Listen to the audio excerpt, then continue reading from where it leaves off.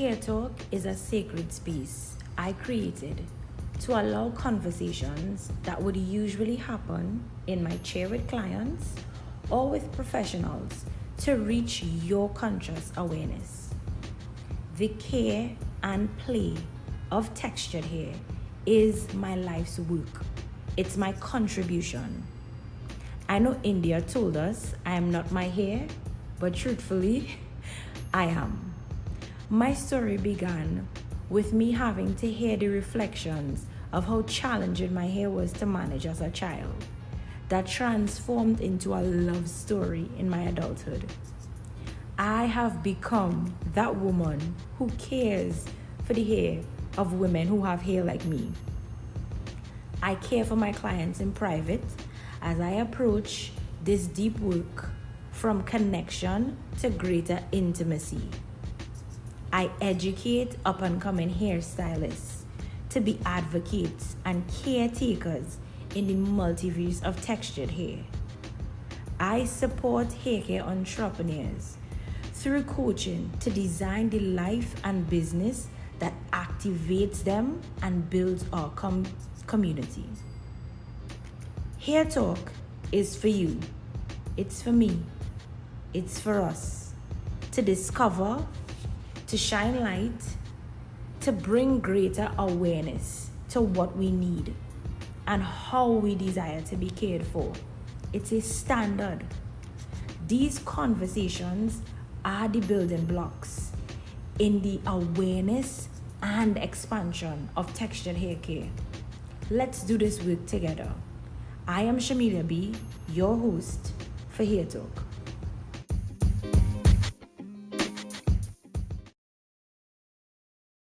Hi everyone, welcome back to Hair Talk with Shamilia B, and I'm here today with one of my faves. Say hi, Liz. I think the people need to hear you, okay? They need to hear you. So Liz was actually one of my first students, first cohort within this last season of my life, and I'm super happy to have her on. So let's get into it. Liz, what are you mixed with? Like, what is your mom and your dad's ethnicity? So actually, both of my parents are Dominican. Okay. What is the hair textures like? Same? My dad's been bald since I've been alive. And my mom thinks her hair is straight, but my mom had really curly hair when she was growing up, and then she says that me and my siblings took her curls. But I've gotten her to start using better products, and her hair is curling, and literally yesterday, she was like, I have a curl in my hair. I'm like, your hair's curly. I've been trying to tell you this for years. So I'm taking her down the journey of the revival of her curls. Actually. I love that. That's actually the thing. Okay, so let's go back in time. What was your first memory that like you could remember of who took care of your hair as a kid, like when I was in school? That is so funny because growing up, my parents, worst. My dad, I remember the only thing he knew how to do was like slick my hair back and like throw it in a ponytail, and my mom didn't know how to do my hair either. So like I remember whenever I get the chance like to go to my grandma's house, I would be like, can you braid it down? Can you put my hair in 2 braids? Like my grandma would braid it down, like she would like French braid it down, and I'd be like, all right, cool. No one knew how to do my hair. I would watch YouTube videos like when I was in like middle school. Yeah. Like I had to figure out how to do my hair because no one knew how to do my hair. Yeah. And what have you been doing to your hair since you've taken over? Oh my god. It started out with cutting my hair. I started cutting my hair when I was like in 8th grade, 9th grade. It was like the butterfly cut. Like that was the thing. Like I put my hair. Like I used to have like really long hair, like long brown hair, because my mom would let me dye my hair. So I got my hair, and I remember the YouTube video. You put it in like one ponytail, and you put it in another one, and then another one, and you cut like a certain way, and then you cut it again, and then I gave myself fake layers. And I remember like I thought it looked so good, and I just kept cutting it until it got to like this length. But it wasn't round; it was flat because I didn't know how to do my roots until like last year, like how to get like the volume here. Yeah. And I started dyeing my hair like when I was like 16. What was your progression of colors? Tell me. The first color my mom let me dye my hair was like a purplish, like it was like a burgundy. Okay. And it was like on the ends of my hair. Like I thought it was so much, but it was really just like the tips of my hair. And I was like, wow. And she was like, yeah, whatever. And then after that, I did a lot of funky things during COVID. I did a lot of funky things. What did you do? I tried, I had like a a weird ombre thing going on. I don't even know how that occurred. I never like used enlightener on my hair, but my hair was like lighter on the bottom. It was like I had like an ombre type of thing going on, and I got manic panic, like the blue color, and I smacked it on the bottom, and then I smacked it on my roots, and my hair was like a turquoise color, and I thought it was so nice, and I was like, oh my god, like this looks terrible. And then I smacked like a red manic panic on it, and I was just like throwing like colors on my hair, and then eventually I had to cut it off and dye my hair black. And then my roots grew in, and then this was like brown. My natural hair color was like a brown, and the bottom was black. It was crazy. Yeah, I had a lot of crazy colors. I've had like every hair color besides like pink, I think. And we were talking about pink recently, yes, but let's not go down that road.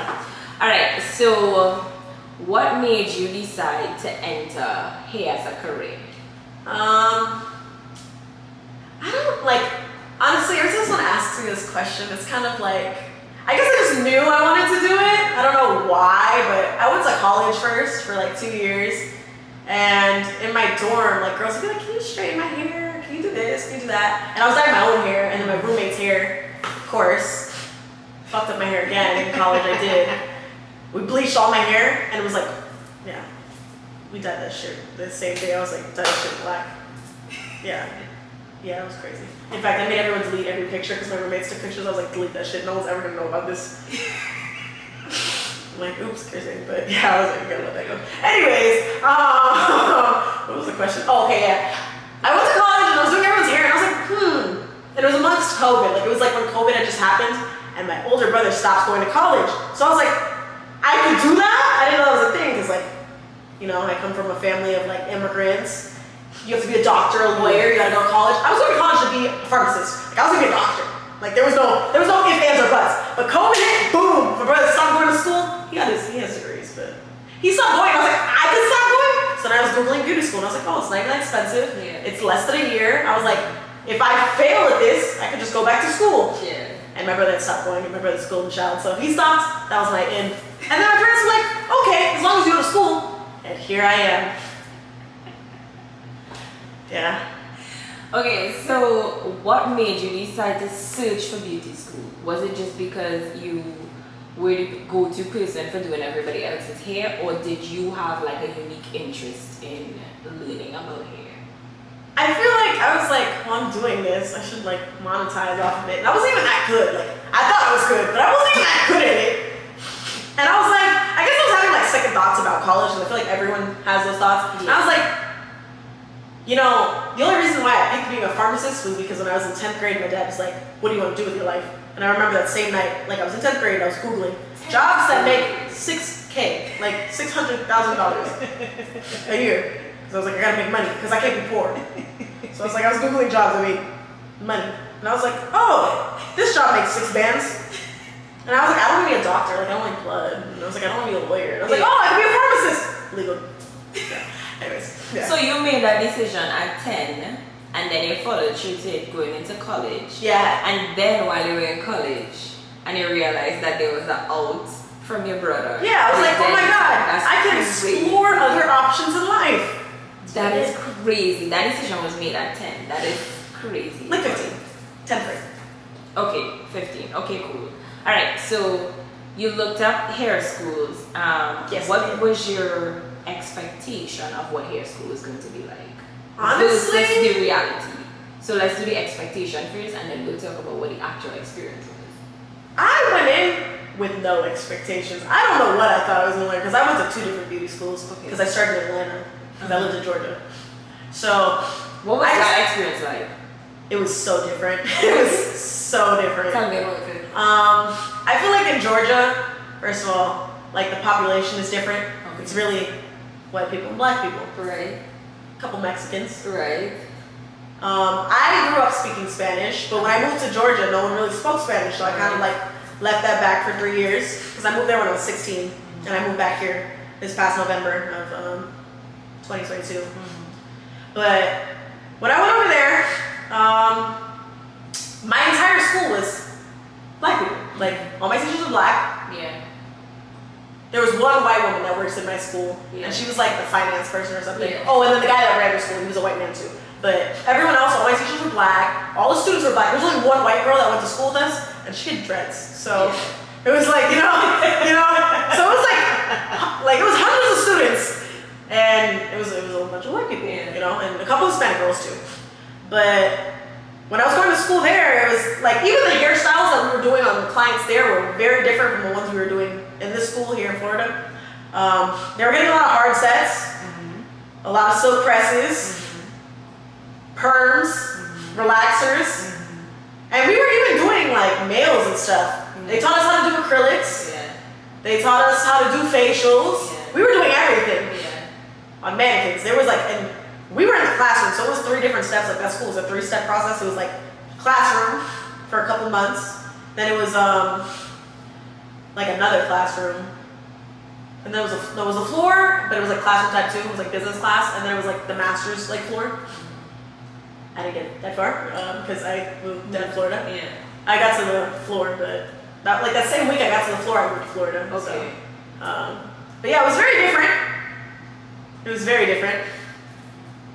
And now your experience. Tell me about it.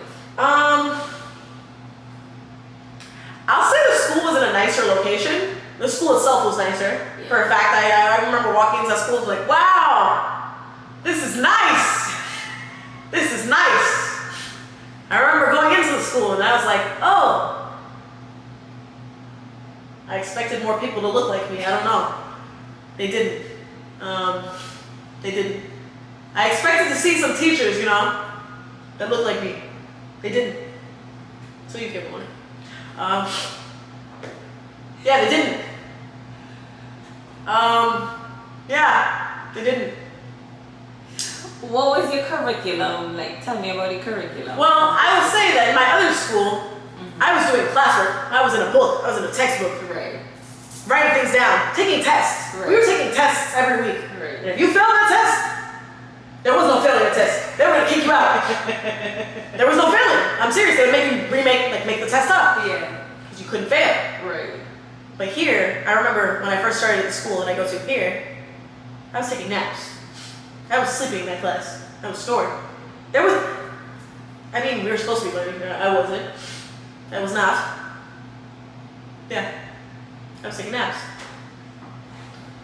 I work now. Until you met. Oh, humiliate me. Yeah. Her So, class was a terror. Could you please? In fact, I was still trying to take naps. In fact, I don't think I knew what it was. I remember I walked into this lady's class and I thought I was still gonna be taking naps. There was no naps. What I was trying to fall asleep. She was like, hello, let's go for a walk, class. Let's step outside for 5 minutes. Come back. You guys better be back in 5 minutes. And then when we wouldn't come back in 5 minutes, she'd be outside. Look at this. Yeah. There was no breaks either. We were always doing something. The hair was never dry enough. The hair's still wet. That used to send me over. But your blow dries weren't completely dry. Yeah. I mean, I finally know what that meant. I think I finally understood. I think I finally come to terms with what that means. I've come a long way. You definitely have. With my blowouts, I've come a long way.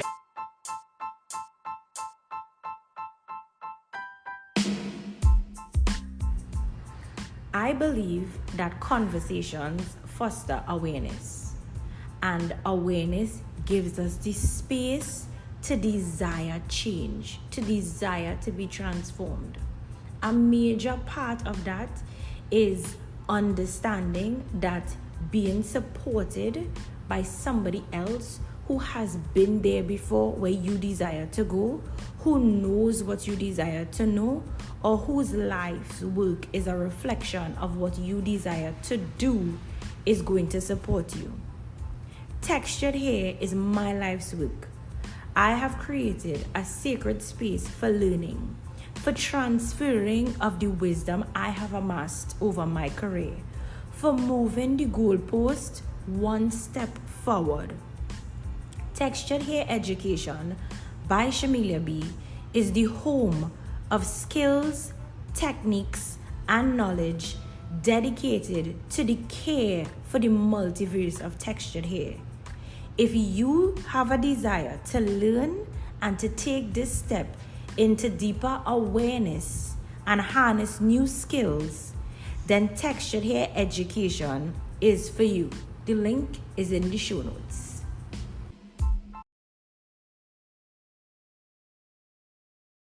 I remember your favorite blowout was when you would put the brush on top and you blew the hair up from under, and that was it. And the hair could be drenched, wet. You would still stop at the end, and it's like, I was going to town. what is going on with those roots? Yes. We Pre-dry hair now.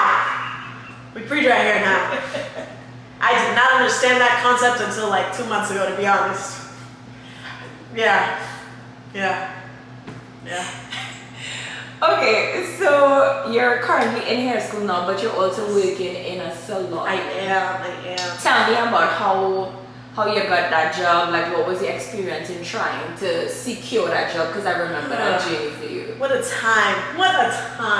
So it all started when I got my first salon job. It lasted a day. Not because I got fired. I mean, I did get fired. Not because I did something to get fired. I got hired. They put me on schedule 3 months. I was like, hooray! I found a job in my career, in the career path I want to pursue. I thought I made it. Like, I was so happy. I put my 2 weeks in at my other job, quit that job, started this new job. They were like, we loved you, you did great. We'll see you this weekend, because I was going out of town for a couple days. I had told them that before I got hired. They were like, okay, we'll see you when you come back. And then I woke up to an email the next morning in a different state saying, this isn't the right fit for you. And at the time, I was like, what the hell? This sucks. But they were right. That wasn't the right fit for me. And I'm glad. Why would you say that I lost that job that soon?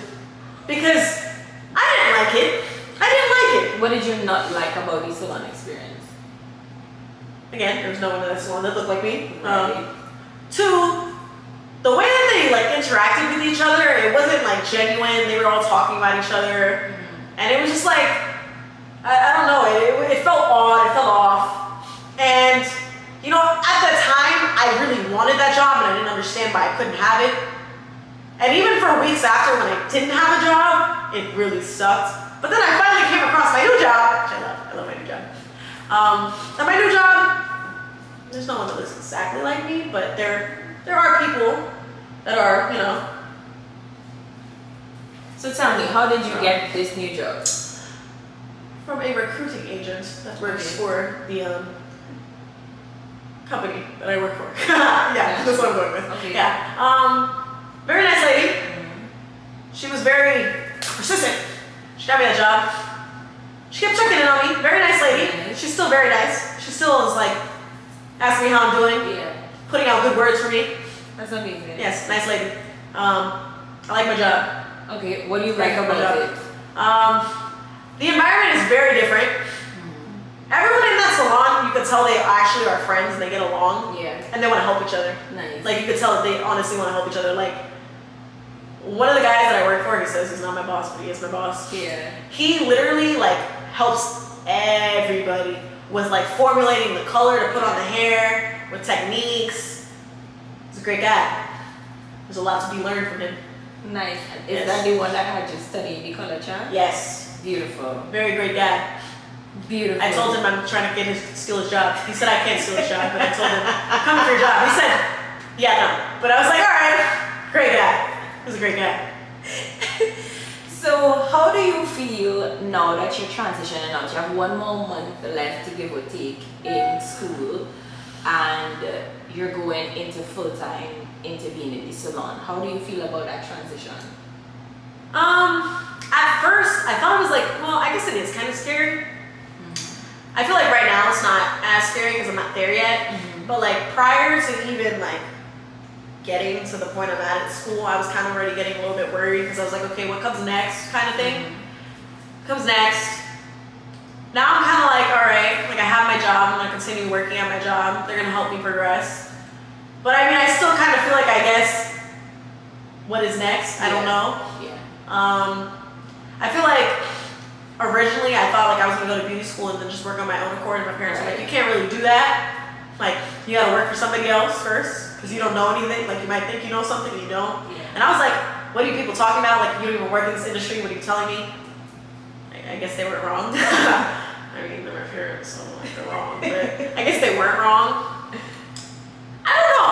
I don't know what's to come next. Yeah. I'm looking at it with open arms. Yeah. I have faith. I'm gonna make it. Of course you Can't talk for everybody else, but I'm gonna eat. I love that. Yeah. Okay, so I'm sticking a pin in you being the stylist. I'm gonna ask you now, you as a client. Mm-hmm. Tell me about your experiences in a hair salon with your hair texture. So I remember growing up, my mom would go to this lady. She would go to her house. Like this lady was like, she was licensed. She was working at her house. She had like a little studio in her house. And the lady would always do my mom's color. So beautiful. She would wax my eyebrows, very nice. But whenever she would do my hair, and I'd be like, oh, leave it curly, it would look so bad, and I would hate it. And when she would straighten my hair, I would also hate it. So it came to the point, like my mom was going to this lady for years. At some point, I realized that I just had to bring my own products. Mm-hmm. So I would bring my own like she would do my hair, wash it, cut it, and I would bring my own products, and I would be like, I'll put it in my own hair. Mm-hmm. And she would just let me do that because I was like, I feel like no one can ever replicate like how I like my hair. Yeah. Honestly. Yeah. Yeah, to this day, I don't think anyone can make it curly how I like it. Now with straightening it, again, that's also like a rough thing. If they straighten it, you know, sometimes it'll stay straight. Yeah. Sometimes it won't. Most of the times it won't. If it does, it'll poof out. So like growing up, I didn't know how to take care of my hair. So for a long time, I would just straighten it. Because my hair was long. Yeah. So it would be like super long and you know, oh, she has long hair, da da da. Yeah, I was killing my hair. When I look back at pictures of my hair now, I'm like, yo, who let me walk around with this? Like my ends straggling. I didn't even know. But yeah. No one knows how to do my hair. No, I'm just kidding. I don't think I've ever like really had a good blowout. Yeah. Yeah. Ever. I don't think I've, no. Yeah. So let me ask you this, right? So you're talking about these services. What do you think they could do better in terms of giving you a blow dry that lasts? Now that you have the language from the stylist perspective, like what do you think they're not doing correctly? You know, I don't even know if it's about them. I think it's more about me. I think I need to look at people who look like me and go to them. I don't know. I honestly don't have an answer to that question. Like, so are you saying as an adult, I don't have an answer to that question. Selecting the wrong stylist to go to? How do you choose a stylist to go to? Tell me. Honestly, I don't even like getting my hair blown out. I think I've done it like recently twice, and my friend has done it. And the times that she's done it, like we live in Florida, so when she gets it really slick, my hair is puffed up in like a couple of hours. Like I don't know, and I've just come to terms that my hair is supposed to be curly, and that's fine. I love my curly hair. It's road to redemption. I love my hair. And let's talk about your experience as being a client. Aside from the service, what do you think is the ideal experience for a guest? So if you had a guest coming into your chair, what would you want them to experience? Like, what do you think is like that ideal experience that you would want? Okay, I don't know what I would want, because that's a great question. I'm gonna think about that later. But for them, honestly, I would honestly want my client to feel comfortable in the chair, relaxed, you know, feel like they can talk about anything, you know. I want them to want to come back. I want them to know I care about what they have going on. What makes you go back to a stylist though? Again, we're not going to use that question from my perspective, but honestly, like, I've noticed, like, with the people that I do have that come and sit in my chair, they like when I remember things about them, and I try to remember, like, the minuscule things, like, when I was learning, like, when we were having classes and they were teaching us, like, people want you to remember things, I was like, you know, what are you talking about, like, who cares about that? But it honestly does make a difference. I had this lady come in my chair a month ago. She told me it was her birthday. She had all these things going on for her birthday. She came back last week. I was like, oh, how was your birthday? She was like, you remember that? And I was like, yeah, girl. How was your birthday? She loved that. Yeah. So absolutely. Because people are people and they want to be remembered. And heard. Yes, absolutely. Yes. Okay. So you said that you want them to feel comfortable in your chair. You want them to come back to your chair. What services do you feel like you want to specialize in per se?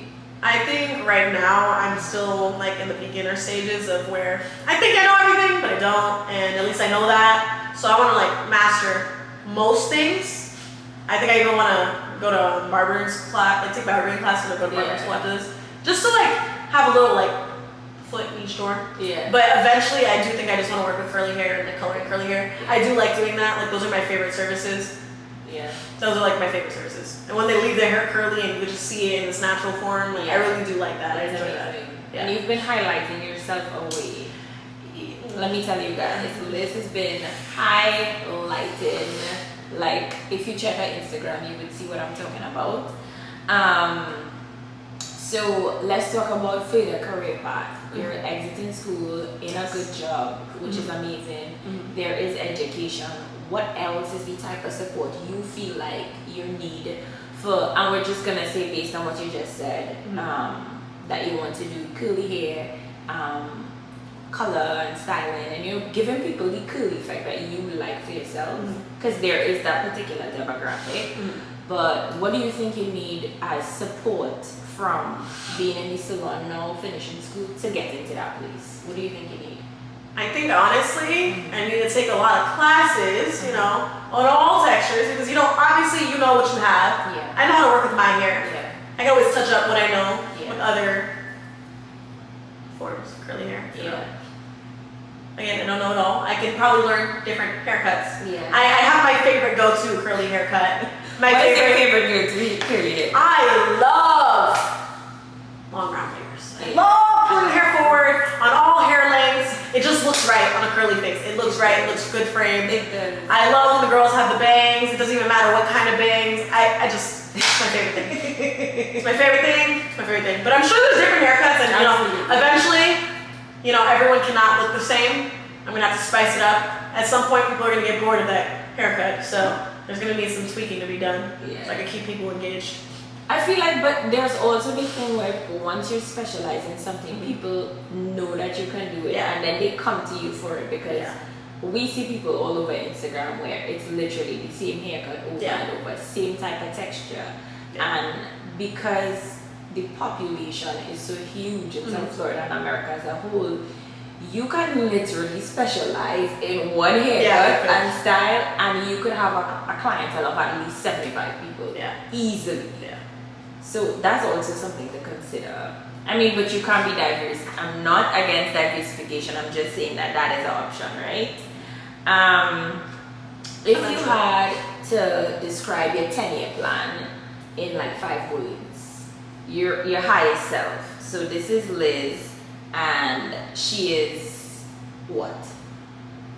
Making all of the money, living her best life. Yes. Wearing the cutest. Yes. You know, that luxe life that you love. Yes. Give it to us. Describe her in 5 words. Like a sentence or like separate words? No, separate. And what is she doing? Tell us a day in her life. I'm gonna start with Zen. I was gonna start with rich, but let's start with Zen. I wanna be Zen, rich, balling, a boss, and happy. Zen, rich, balling, a boss, and happy. Yes. And walk me through a day in your life. You know, in 10 years, I was just talking about this actually earlier with my friend. 10 years, I'm gonna have my own business. Hopefully a chain one. So I'm gonna have 3 of them, you know, 3 businesses already open. All salons, obviously. I'm gonna have 3 salons open. I have 2 houses, right? And a beach house in the homeland. But no, honestly though, like in 10 years, maybe not 10, maybe like 12. 3 locations in 10 years is a little much. But in 12 years, I'll have my 3 locations. But in those 2 years, in those 10 years, I'll have my 2 locations up and running ready. I do want to have my own salon. I do want to specialize in curly hair. So I'm going to be doing that, but I'm going to have a bunch of chairs, right? Right. Not a bunch, maybe a few. And I want like the best of the best working with me, not for me. Everyone has to eat, you know, with me. It's going to be my business, but they're not going to work for me, they're working with me. And it's going to be a great place. There's going to be a lot of plants in there. I love plants, I'm a plant mom. People are going to love it. It's going to be on magazines. It's going to be on TV. Yeah. Come back and watch this video in 10 years. And how much clients do you want to do a day? Do you want like a full book, or do you want it spaced out? Like, what do you see for yourself? I think honestly, everyone's gonna be like, I want a full book, but I don't need a full book if the prices are pricey. So honestly, off rip, obviously I want a full book, but eventually I want to narrow it down. I don't want to be working all day. That's not how I live life. I want to be doing a couple clients, have a good time, have a good chat with them, go on my mosey way home, live my best life. I'm gonna go hit the gym. Yeah, watch this video 10 years. I love that. Okay, so there's somebody like you in school, loves hair. What are you gonna tell them? Keep going. You got this. Keep going. Like, honestly, that's so generic and stupid. And honestly, if someone told me that, I'd be like, that's all you got for me? But like, beauty school is not easy. It is not as easy as like people think it is. You're there for long hours. It's rough. People are nasty to you. And you gotta persevere. Persevere, persevere, persevere. Yeah, 3 words. Persevere. You're gonna make it. And if you don't, you weren't meant for it. I'm just kidding. Yeah, so if you're really like me though, you'll make it. Absolutely. Like so the statistics really is that we have a high drop rate in this career. Yeah. So you're not, it's not factual. Like, that is factual. Yeah. And it is because of how intense this, just even school is intense. Like, the hours are long, like you said, and just having to cut away time, still have another job, work and afford your lifestyle. So if you don't have anybody supporting you or paying your bills, or like, you know, still living with your parents or whatever, like, you have to have that kind of support if you're gonna have to go to school. And then for 2 years after, because you're not gonna be building out your career. Right. So just being mindful of it's 3 years of you having some moments. No, it's like, no, honestly, like, I will say, before I went to beauty school, I was living my best life. My nails were always done.